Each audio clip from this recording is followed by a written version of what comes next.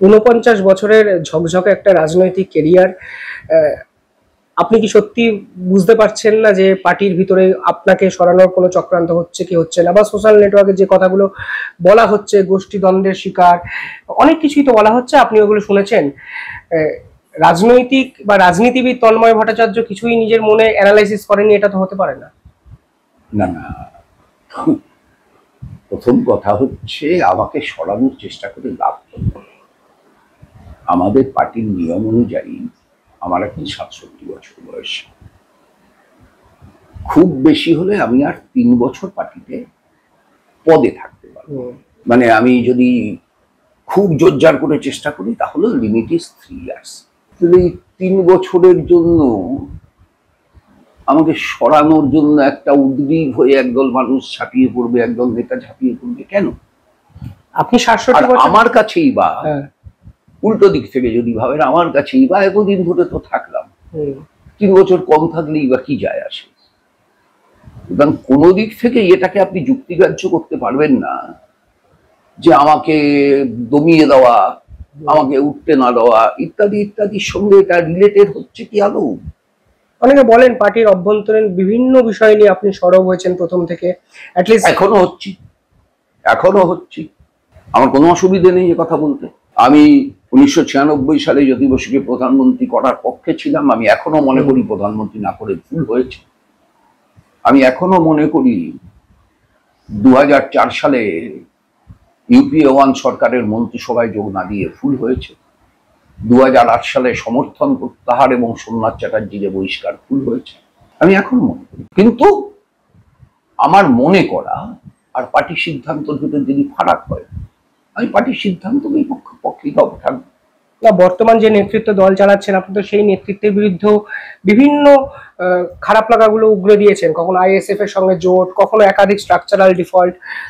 ফলে আপনার কি মনে হয় নির্দিষ্ট ঘটনায়, একটা নির্দিষ্ট সময়, একটা নির্দিষ্ট অভিব্যক্তিতে, যখন ১৯৪৬-এর পরে বামপন্থীরা প্রথম বিধানসভায় শূন্য হচ্ছে, তার একটা ভয়ঙ্কর আঘাতের তাৎক্ষণিক প্রতিক্রিয়া ছিল সেটা, এবং সেই প্রতিক্রিয়াটা পার্টি অভ্যন্তরে বললে ভালো হতো, মিডিয়ায় বলে ঠিক কাজ করিনি, এটাও আমি পার্টিতে স্বীকার করেছি। ওটা ওই ভয়ঙ্কর ধাক্কার তাৎক্ষণিক প্রভাব হয়েছিল, এবং সেই প্রভাবটা যে না হলে ভালো হতো এই স্বীকারোক্তিতে আমার কোনো সমস্যা হয়নি। তো ভুল করলে সেটাকে সামনে দাঁড়িয়ে স্বীকার করার ভেতরে আমি মনে করি না কেউ ছোট হয়ে যায়, সুতরাং আমি সেটাও স্বীকার করেছি। কিন্তু এই যে বড় বড় বিষয়গুলো, এই বড় বড় বিষয়গুলো তো ইতিহাসের অঙ্গীভূত হয়ে গেছে। জ্যোতি বসুর প্রধানমন্ত্রী হওয়া না হওয়া কি সিপিএম এর একার ব্যাপার নাকি? তো ইতিহাসের ব্যাপার।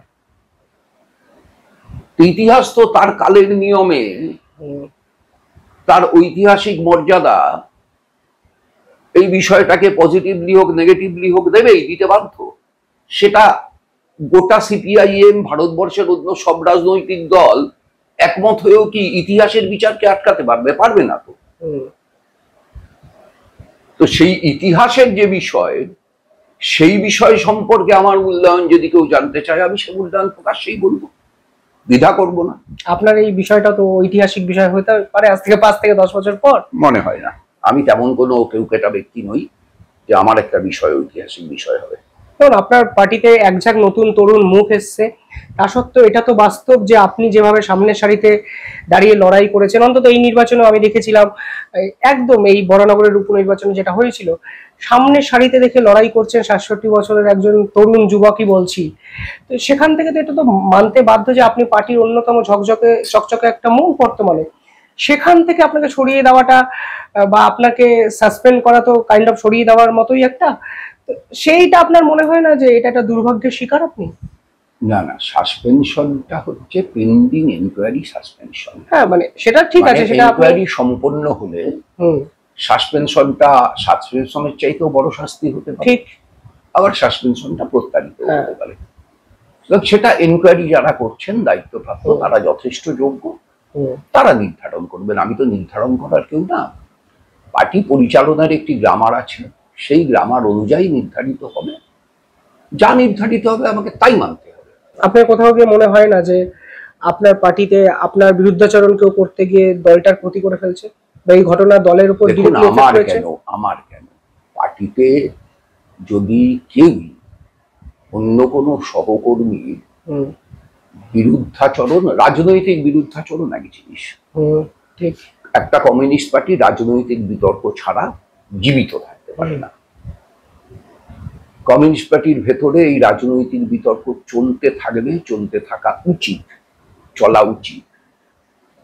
যে কংগ্রেসের সঙ্গে আসন সমঝোতায় আমরা লাভবান না ক্ষতিগ্রস্ত, আইএসএফ এর সঙ্গে 2021-এর বিধানসভায় আসন সমঝোতা, 24-এর লোকসভায় আসন সমঝোতা না, আবার এই উপনির্বাচনে আসন সমঝোতা, আমরা লাভবান না আমরা ক্ষতিগ্রস্ত। এই বিষয়গুলো রাজনৈতিক বিষয়, এই বিষয়গুলোকে কেন্দ্র করে পার্টির অভ্যন্তরে চর্চা থাকাই উচিত। সেটাই কমিউনিস্ট পার্টির সজীবতা এবং বেঁচে থাকার লক্ষণ। কমিউনিস্ট পার্টি তো কোনো একমে বা দ্বিতীয়ম পার্টি না। আমাদের কোনো মমতা বন্দ্যোপাধ্যায় নেই যিনি বলে দিলেন আর আমরা সকলে সেটা মেনে নিলাম, সেটা নেই। সুতরাং কমিউনিস্ট পার্টিতে এই বিষয়গুলো ইতিবাচক, এবং সেই ইতিবাচক বিষয়ের যে বিতর্ক, সেই বিতর্ক পার্টির অভ্যন্তরে আছে, অস্বীকার করতে যাবো কেন, আছে, তা নিয়ে আলোচনা আছে। সব জেলা কমিটির মিটিং এ, সব সম্পাদক মন্ডলীর মিটিং এ, সব রাজ্য কমিটির মিটিং এ, সব রাজ্য সম্পাদক মন্ডলীর মিটিং এ, সব কেন্দ্রীয় কমিটির মিটিং এ তা আলোচিত হয়, কিন্তু সেটা পার্টির অভ্যন্তরে। এই পার্টির অভ্যন্তরে আপনিও আছেন, আমিও আছি, আমার মত আর আপনার মত আলাদা। সেই জন্য আমি আপনার বা আপনি আমার ক্ষতি করার চেষ্টা করবেন বাইরে গিয়ে, এইটা অপরাধ, এটা পার্টিতে শাস্তিযোগ্য অপরাধ। কিন্তু পার্টির অভ্যন্তরে এই বিতর্কে অংশগ্রহণ করাটা কোনো শাস্তিযোগ্য অপরাধ না, বরং এটাকে নেতৃত্ব উৎসাহই দেন, এটাকে নেতৃত্ব উৎসাহই দেন যে হ্যাঁ, শতফুল বিকশিত হোক, শত শত চিন্তাধারা প্রতিযোগিতায় নামুক,